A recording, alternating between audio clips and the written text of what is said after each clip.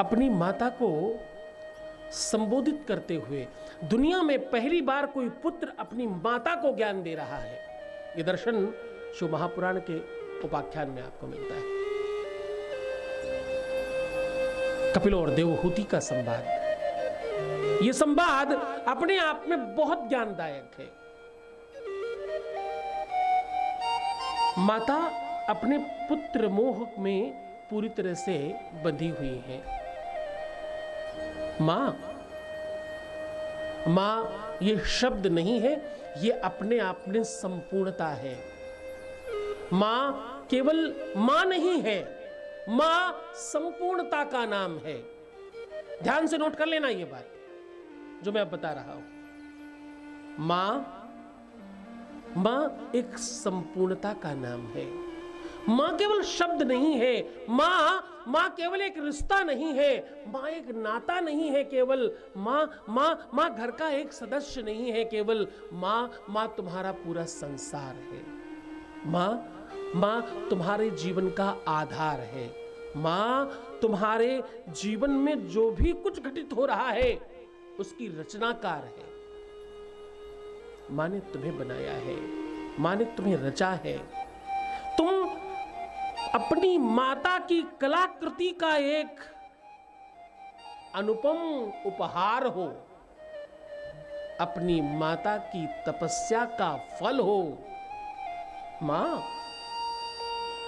मां तुम्हारे लिए भगवान है। ईश्वर से कम नहीं, ईश्वर से ज्यादा है तुम्हारी मां तुम्हारे लिए। वो मां तुम जब छोटे हो तब भी तुम्हारी मां है, जब तुम थोड़े बड़े हो गए वो तब भी तुम्हारी मां है, जब तुम बूढ़े हो गए तब भी वो तुम्हारी मां है। वो जीवित है तो भी तुम्हारी मां है, वो संसार में नहीं है तो भी तुम्हारी मां है। ध्यान रखना, मां के ऋण से तुम उऋण नहीं हो सकते।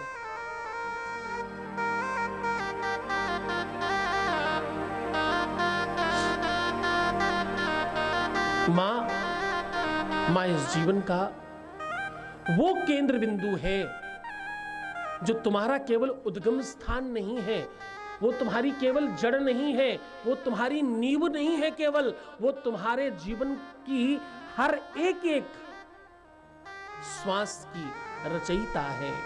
तुम्हारे शरीर के एक एक बूंद के, जो तुम्हारे शरीर में रक्त है ना, उस एक एक बूंद की सूत्रधार है वो।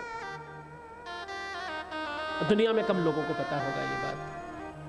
जब स्त्री मां बनती है तो उसके शरीर में बहुत सारी कमियां आ जाती हैं। उसके शरीर की किडनी से किडनी बनती है, हार्ट से हार्ट बनता है, लीवर से लीवर बनता है, आंखों से आंखें बनती हैं, हर अंग से एक अंग बन रहा होता है। उसकी शक्तियां कमजोर पड़ जाती हैं, उसका शरीर उतना मजबूत नहीं रह जाता पहले जैसा। जब एक स्त्री मां बन जाती है ना तो उसके शरीर की पुष्टता संतान के रूप में उसके शरीर से निकल जाती है। उसकी ताकत, उसका अभिमान, उसका बल, उसकी चैतन्यता और उसकी श्रेष्ठता जितनी भी है वो सब संतान के रूप में प्रवाहित हो जाती है। पहले वो बड़ी ताकतवर थीं, पहले वो बड़ी सुंदर थीं।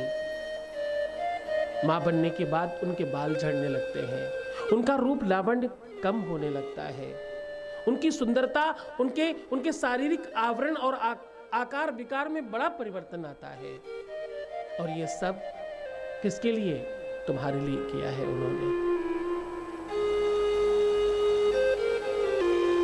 सोना, जगना, उठना, बैठना, सब कुछ बहुत टफ था, बहुत मुश्किल था जिस समय तुम गर्भ में थे।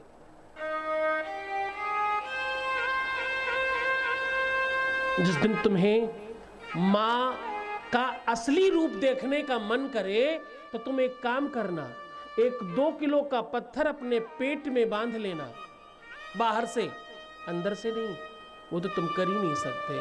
बाहर से बांध लेना और 2-4 दिन तक उसके साथ ही भ्रमण करना, खोलना मत उसे हटाना मत अपने शरीर से 2 दिन तक।